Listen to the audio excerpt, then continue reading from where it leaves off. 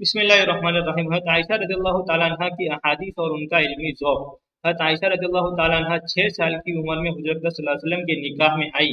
मक्का मुकर्रमा में निकाह हुआ और 9 साल की उम्र में मदीना तय्यबा में रुखसती हुई। 18 साल की उम्र में हुज़ूर अक़रम सल्लल्लाहु अलैहि वसल्लम का विसाल हुआ।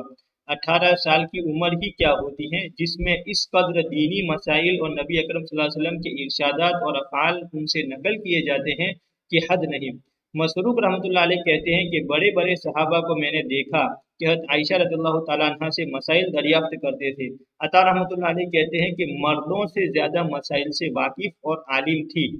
अबू मूसा रज़ियल्लाहु ताला अन्हु कहते हैं कि जो इल्मी मुश्किल हमें दरपेश आती थी, हज़रत आयशा रज़ियल्लाहु ताला अन्हा के पास उसके मुतालिक तहकीक मिलती थी।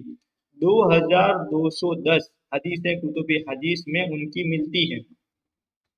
खुद फरमाती हैं कि मैं मक्का मुकर्रमा में बचपन में खेल रही थी। उस वक्त हुज़ूर अक़रम सल्लल्लाहु अलैहि वसल्लम पर सूरह कमर की आयत बलिस्साअतु मौइदुहुम वस्साअतु अदहा व अमर नाजिल हुई। मक्का मुकर्रमा में 8 बरस की उम्र तक हज़रत आयशा रज़ियल्लाहु ताला अन्हा रही है।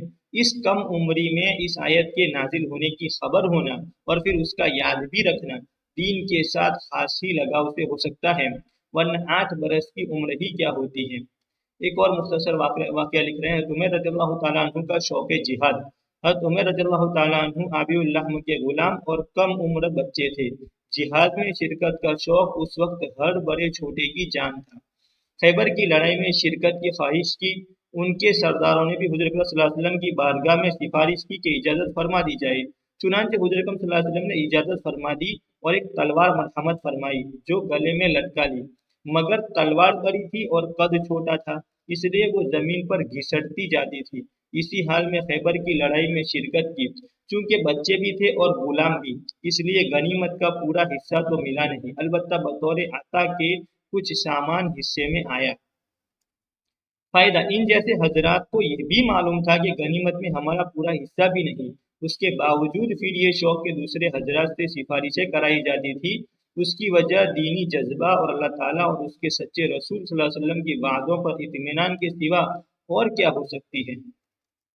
एक और किस्सा लिख रहे हैं। उमर रज़ियल्लाहु ताला अन्हु का जंगे बद्र में छुप कर शरीक होने की कोशिश।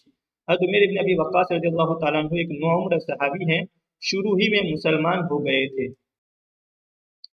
साद इब्न अबी वक्कास रज़ियल्लाहु ताला अन्हु मशहूर सहाबी के भाई हैं। साद रज़ियल्लाहु ताला अन्हु कहते हैं कि मैंने अपने भाई उमैर को बद्र की लड़ाई के वक्त देखा कि लश्कर की रवानगी की तैयारी हो रही थी और वो इधर उधर छुपते फिर रहे थे कि कोई देखे नहीं।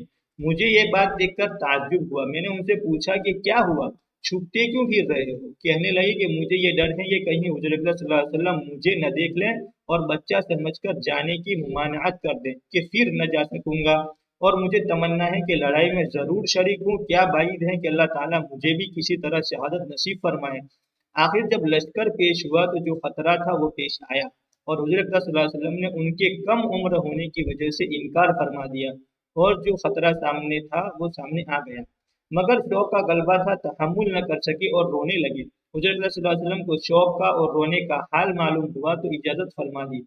लड़ाई में शरीक हुए और दूसरी तमन्ना भी पूरी हुई कि उसी लड़ाई में शहीद हुए। उनके भाई साद रज़ियल्लाहु ताला अन्हु कहते हैं कि उनके छोटे होने और तलवार के बड़े होने की वजह से मैं उनके तस्मों में गिरहें लगाता था ताकि ऊंची हो जाए।